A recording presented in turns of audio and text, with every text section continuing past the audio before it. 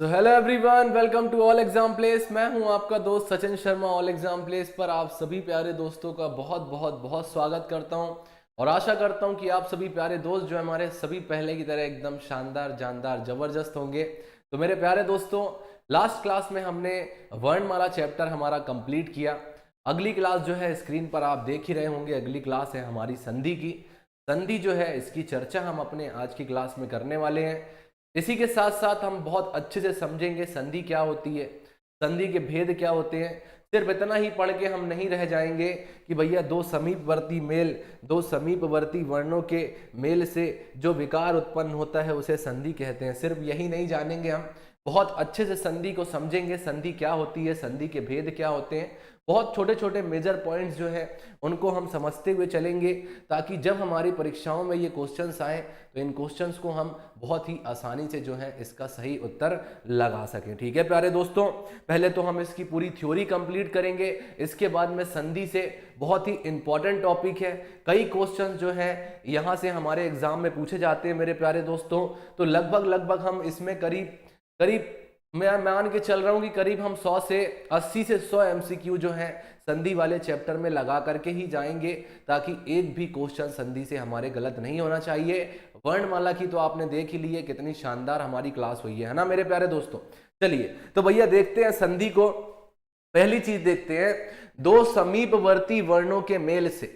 दो समीपवर्ती वर्णों के मेल से के यहाँ पर मतलब ये है कि दो समीपवर्ती मतलब कि कोई वर्ण है, कोई शब्द है, उसमें जो है शब्द जो है ये वर्णों से मिलकर के बना हुआ है। तो दो समीपवर्ती वर्णों के मेल से जो विकार उत्पन्न होता है, विकार का यहाँ पर मतलब है दोस्तों परिवर्तन। दो समीपवर्ती वर्णों के मेल से जो विकार यानी परिवर्तन उत्पन्न होता है उसे हम क्या कहते हैं दोस्तों, वो जो है वो संधि कहलाता है। ठीक है, संधि की अगर बात करें तो संधि में दोस्तों पहले शब्द का अंतिम वर्ण, क्या पहले शब्द का अंतिम वर्ण और दूसरे शब्द का आदि वर्ण, आदि वर्ण मतलब पहला वर्ण जो होता है इनका मेल होता है। क्या होता है, इनका मेल होता है। और इन्हीं के मेल से जो है क्या बनता है, इन्हीं के मेल से एक नया शब्द बनता है। संधि का सामान्य अर्थ क्या होता है दोस्तों, संधि का सामान्य अर्थ मेल होता है। मेल अर्थात मिलना होता है। क्या होता है, मिलना होता है। संधि जो होती है दोस्तों ये निरर्थक अक्षरों को, क्या निरर्थक अक्षरों को मतलब जिनका कोई अर्थ नहीं होता है, ऐसे निरर्थक अक्षरों को मिला करके वो क्या करती है, एक सार्थक शब्द बनाती है। क्या करती है, एक सार्थक शब्द बनाती है। ये संधि की विशेषता है मेरे प्यारे दोस्तों, है ना।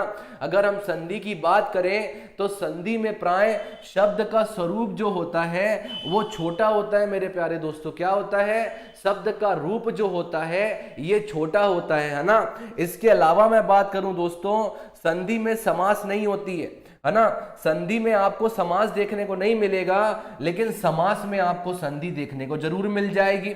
समास क्या होता है ये भी हम समझेंगे बहुत अच्छे से, बिल्कुल चिंता मत करो, जब इसका चैप्टर आएगा तब हम इसको समझेंगे। अगला स्लाइड हमारी आ गई है। संधि की अगर मैं बात करूं दोस्तों तो संधि जो है ये आपके संस्कृत का शब्द होता है। क्या है, ये आपके संस्कृत का शब्द है। दो शब्द या पद, अच्छे से समझिएगा, दो शब्द या पद जब एक दूसरे के पास होते हैं, दो शब्द या पद जब एक दूसरे के पास होते हैं तब उच्चारण की सुविधा के लिए, बोलने की सुविधा के लिए पहले शब्द का अंतिम वर्ण अक्षर और दूसरे शब्द का प्रारंभिक अक्षर जो होता है दोस्तों, ये क्या होते हैं, ये एक दूसरे से मिल जाते हैं।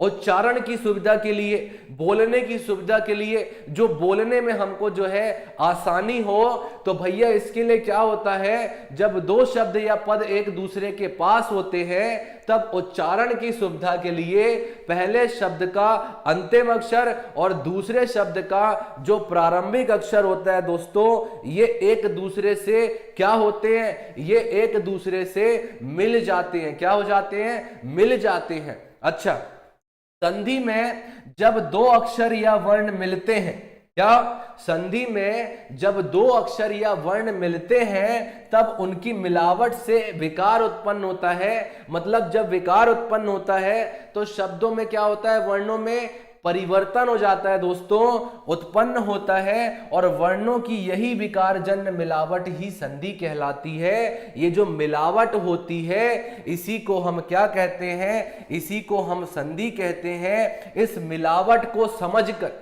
इस मिलावट को समझकर दोस्तों अलग करते हुए पदों को अलग कर देना ही संधि विच्छेद कहलाता है। अगर इस मिलावट को आप समझ जाते हैं तो संधि विच्छेद भी आप बहुत आसानी से कर लेंगे मेरे प्यारे दोस्तों।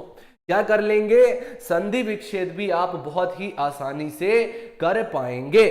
शब्द रचना में दोस्तों संधि इसी तरह सहायक होती है जैसे उपसर्ग, प्रत्यय और समास। क्या दोस्तों, शब्द रचना में मतलब किसी शब्द की अगर रचना करना है तो उसमें संधि उसी प्रकार से सहायक होती है जैसे आपका उपसर्ग, प्रत्यय और समास होता है। क्या होता है, उपसर्ग, प्रत्यय और समास होता है। बिल्कुल चिंता मत कीजिए, अभी हम क्या करेंगे, अभी हम पूरी परिभाषा समझ लेंगे। आप लोग पूरी परिभाषा बहुत अच्छे से याद कर लो, क्योंकि जब आप एमसीक्यूज लगाओगे, जब हम इसके एमसीक्यूज सॉल्व करेंगे, तब आपको यही सारी परिभाषाएं याद आएंगी और आप जो है उन क्वेश्चंस का आंसर बहुत ही इजीली लगा पाएंगे मेरे प्यारे दोस्तों, है ना। चलिए अगली स्लाइड देखते हैं। देखिए हिंदी में संधि केवल तत्सम पद पर होती है।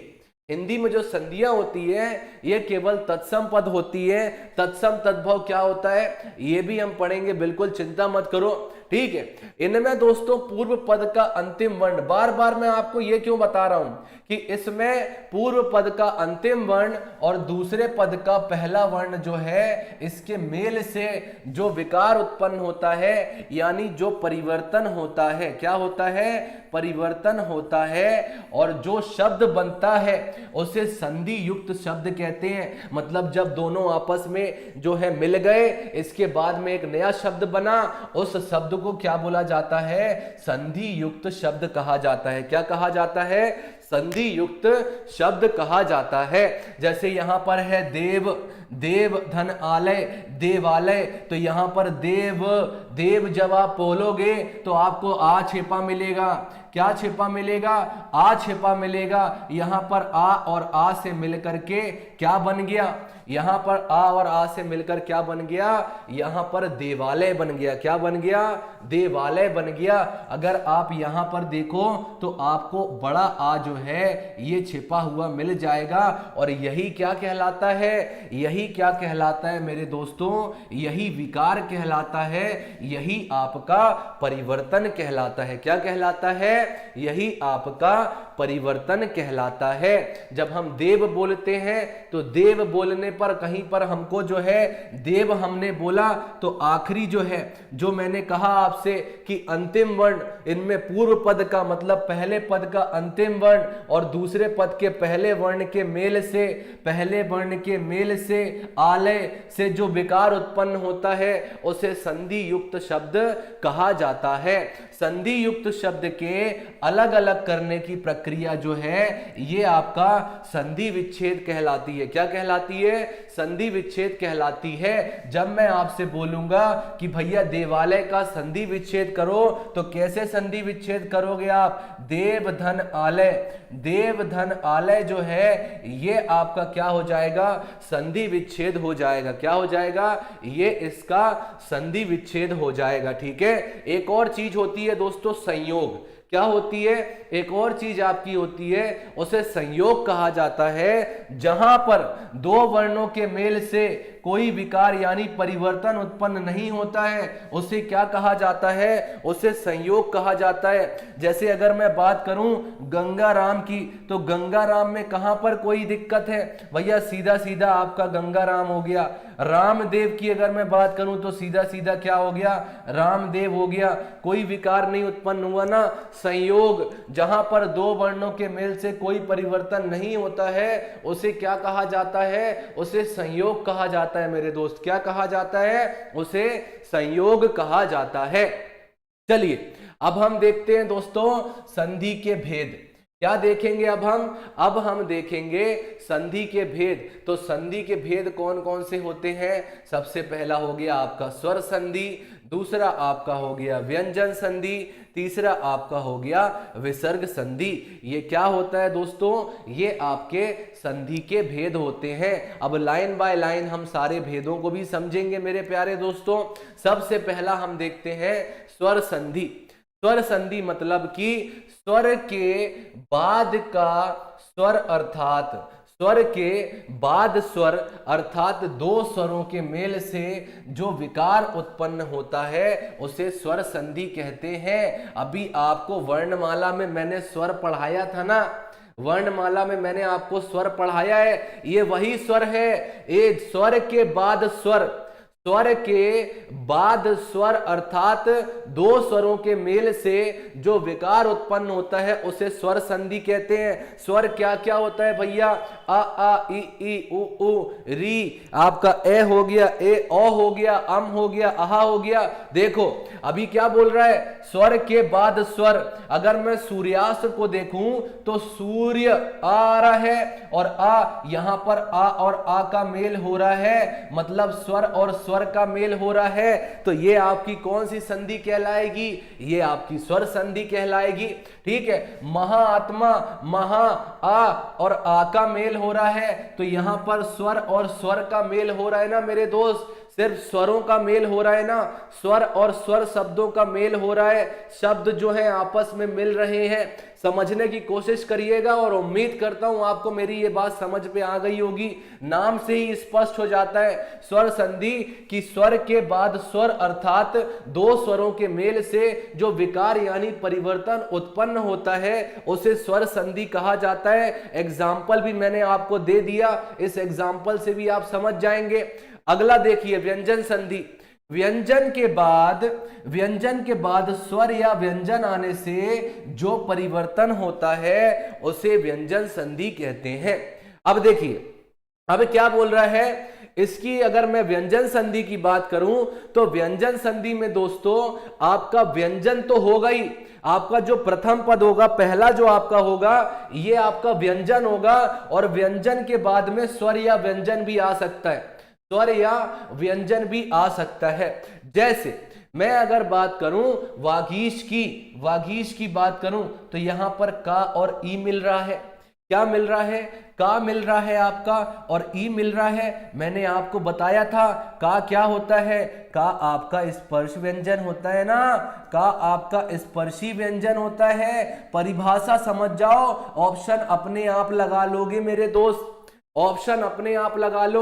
व्यंजन के बाद स्वर या व्यंजन आने से जो विकार यानी परिवर्तन उत्पन्न होता है उसे व्यंजन संधि कहते हैं। यहां पर वाकीश हो गया, इसके अलावा सत्य धन जन, ये हो गया आपका व्यंजन, ये आपका क्या हो गया? व्यंजन हो गया। यहां पर आपका व्यंजन और स्वर हो गया, तो वाक धन ईश हो गया आपका वागीश, और आपका जो है सत्य धन जन हो गया सज्जन। क्या हो गया? सत्य धन जन क्या हो गया? ये आपका सज्जन हो गया। तो आपका यहां पर ये हो गया व्यंजन और ये आपका हो गया क्या? ये आपका हो गया आपका दोनों ही व्यंजन है। यहां पर आपका दोनों ही क्या हो गया बच्चा लोग? यहां पर अरे आजा भाई, हाँ, यहां पर दोनों ही आपका क्या हो गया? व्यंजन। तो भैया ये तो व्यंजन ही रहेगा, और इसके अलावा दोस्तों व्यंजन और स्वर भी हो सकता है। क्या हो सकता है? व्यंजन और स्वर का मेल भी हो सकता है। तो जैसा कि परिभाषा में ही लिखा हुआ है कि व्यंजन के बाद स्वर या व्यंजन आने से जो परिवर्तन उत्पन्न होगा, जो विकार उत्पन्न होता है, उसी को क्या कहा जाता है? व्यंजन संधि कहा जाता है। अभी तक ये सारी चीजें समझ में आ गई होगी। अगला क्वेश्चन देखते हैं। विसर्ग के बाद स्वर या व्यंजन आने से, विसर्ग के बाद, विसर्ग क्या होता है भैया? विसर्ग का जो है आपको ये विसर्ग कहलाता है। क्या कहलाता है?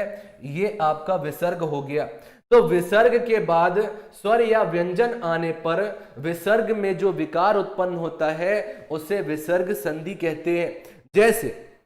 जैसे अगर आपको मिल गया निह धन आहार, क्या मिल गया?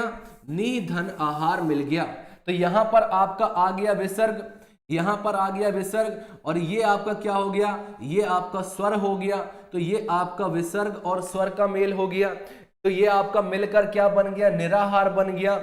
दुख हो गया, ये आपका हो गया विसर्ग, और ये आपका आ गया, मतलब ये आपका स्वर हो गया। ठीक है, दू धन आशा, ये आपका दुराशा हो गया। इसके अलावा दोस्तों ये है तपह धन भूमि, क्या हो गया, तपह धन भूमि हो गया, मतलब तपोभूमि हो गया। तो यहां पर आपका विसर्ग का मेल हुआ। इसके अलावा ये आपका भा क्या हो गया, ये आपका व्यंजन हो गया, है ना, ये आपका विसर्ग हो गया और ये आपका व्यंजन हो गया। परिभाषा को समझो मेरे दोस्त, विसर्ग के बाद स्वर या व्यंजन आने पर विसर्ग में जो विकार उत्पन्न होता है उसे विसर्ग संधि कहा जाता है। क्या कहा जाता है, उसे विसर्ग संधि कहा जाता है। चलिए आगे बढ़ते हैं, अगला देखते हैं। देखिए स्वर संधि के 5 भेद होते हैं। अभी हमने देखा भैया संधि के भेद, संधि में आपका स्वर संधि हो गया, व्यंजन संधि हो गया, विसर्ग संधि हो गया। लेकिन आपकी जो स्वर संधि होती है ना दोस्तों, इसके भी 5 भेद होते हैं। क्या होते हैं, इसके भी 5 भेद होते हैं। तो पहला भेद होता है आपका दीर्घ स्वर संधि। क्या हो गया, पहला भेद आपका हो गया क्या, आपका दीर्घ स्वर संधि। दूसरा आपका हो गया गुण स्वर संधि। तीसरा आपका हो गया वृद्धि स्वर संधि।